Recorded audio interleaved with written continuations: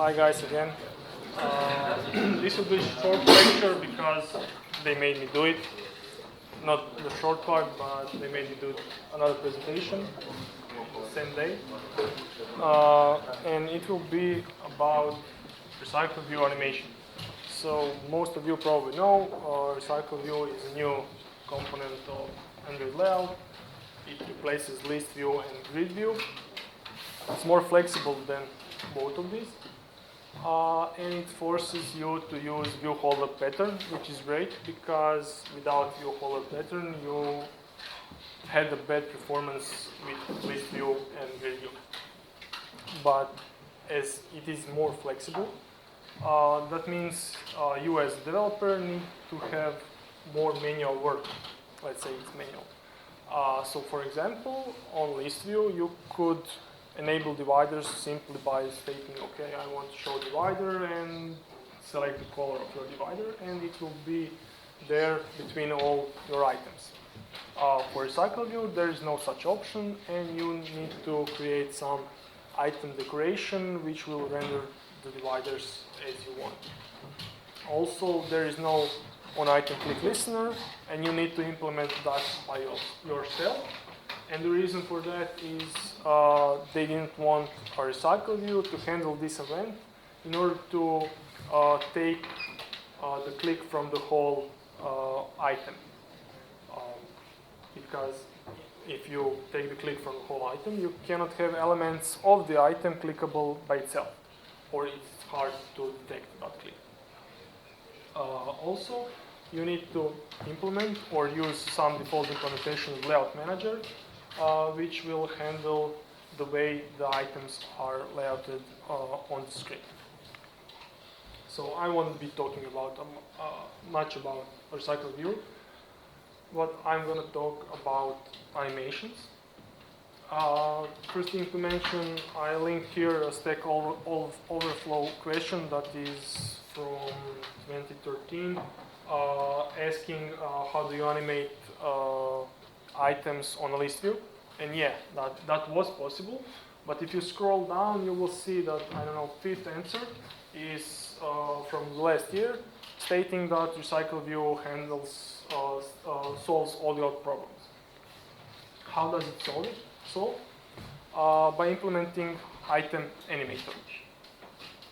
In fact, if you don't implement anything, RecyclerView will use default item animator, which has some fade in, fade out animations for adding or removing your items from the list or grid view.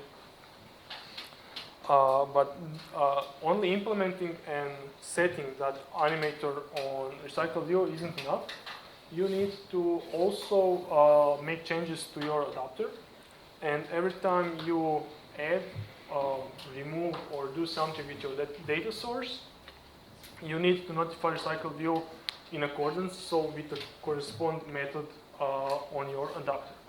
So these are the methods or callbacks from item animator that will run your animations, which you implement. And this should be the corresponding methods for notifying RecyclerView when the data source has changed, and you need to state how it changed. Okay. Another thing is you should probably never implement directly RecyclerView item animator, because you have one wrapper class which tracks your view bounds and decides for you whether and how object should behave. So if it should run add animation, move animation, change animation, and it also provides some data, for example, for move animation, from where the view will be moved and to where. In each method, you will get your view holder object that is animating, and you will use item view of that view holder to make the actual animation.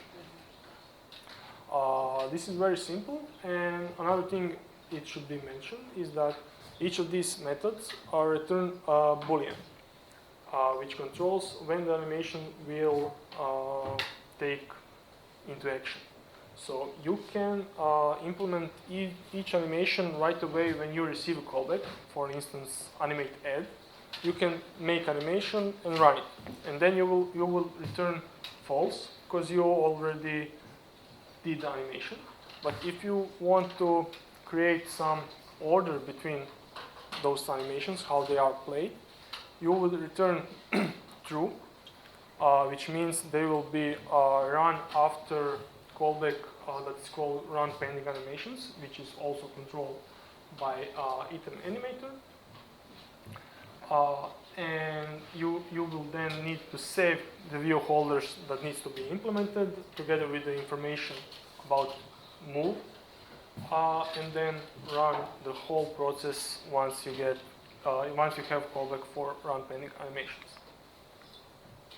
Before you actually start to try and implement anything with animations, I would suggest you take a look at this library or this code base if you like, because it has a large amount of animators already implemented, and maybe some of them suit your need and you don't need to write any code at all, because I don't think there's a need to write one class and debug it, I don't know, whole day just to make animation if there's already an open source implementation of that.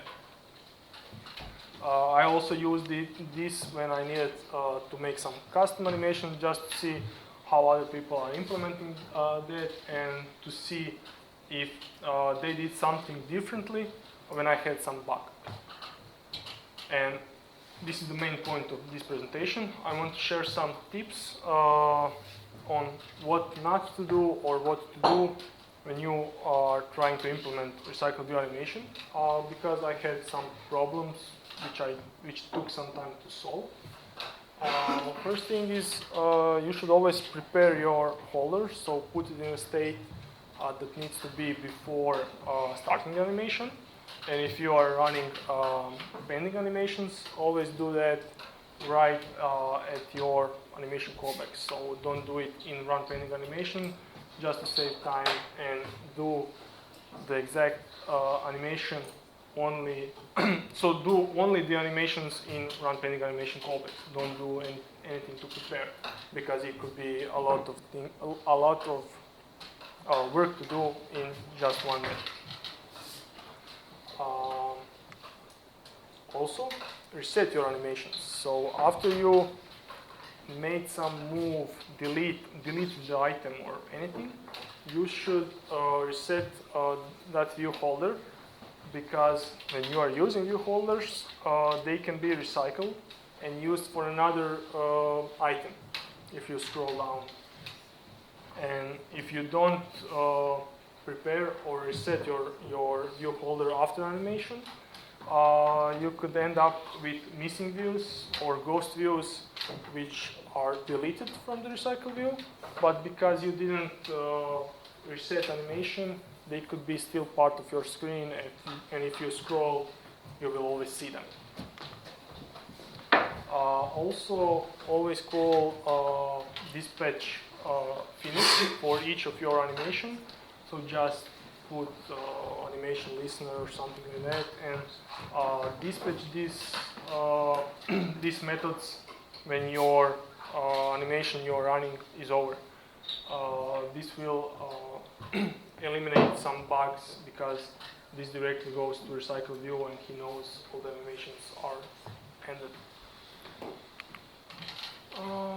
Also, when you're implementing your animations in order, this will depend based on what you need. So, or what kind of animations you want your RecyclerView to end up when adding or moving items. And if you want to do this, you need to run pending animations, because there's no other way that you know in which order your callbacks will be dispatched. And also you will get move action, which you will start, and you will get another move action which will not be in sync. So that's the way to go if you want to order all the moving objects on your screen inside the RecyclerView. Also, if you implemented, for example, dividers using item decoration, and you just stated, okay, render this divider under the item view, so at the bottom part of view folder. When you run animation, if your objects are moving, you will see those dividers across your screen, and they will be rendered in front of the moving objects, but they will be still. And in order to make them move, you can implement, don't implement animation in item decoration, but compensate the rendering, layouting of that divider or anything you decor your item with in item decoration. Because you will get your view holder, it will get called to redraw with each animation step, and you can animate that.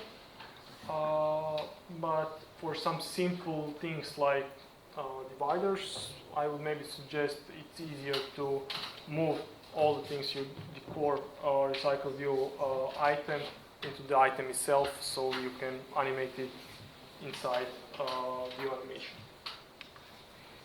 Also, I had this bug that when I was removing some range of items and my RecyclerView contained different view types, it would crash, stating something like the index is out of bounds and something like that. And I tried to turn off predictive animations. What predictive animations do is it remembers the objects that are currently not visible on your screen. So it has memory that multiple objects exist, and you can see in this animation, if you remove some object that is visible in the screen right now, all the other objects will move to fill in that gap. And objects that are not currently on the screen should also be animated, of course, if you want that. If you turn off predictive animations, you will get only appearance of that item without any animation of move or appearance if they're or adding, so appearing on the screen. How I solved that, I'm not sure. It had to do with not dispatching animation end, which I stated before.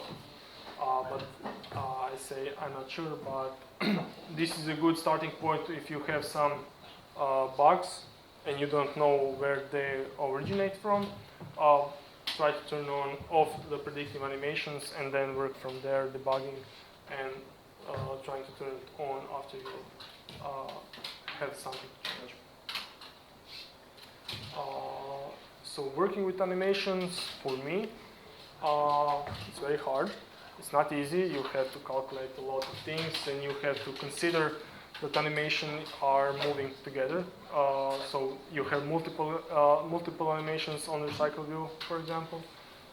When you are doing just one object animation, it can be simple, and depending on your designer wishes, animations can get pretty tricky, and you can lose, I don't know, 1 week just to implement one screen with all animations the designer wants to have on that screen. And if you are working with animation, if you are not tired after the day of work, you're doing something wrong. So that's all. I said this will be short talk, so if you are interested in any other information, feel free to ask questions. How to turn off predictive animations? You have property on RecyclerView, just set predictive animations to default, something like that.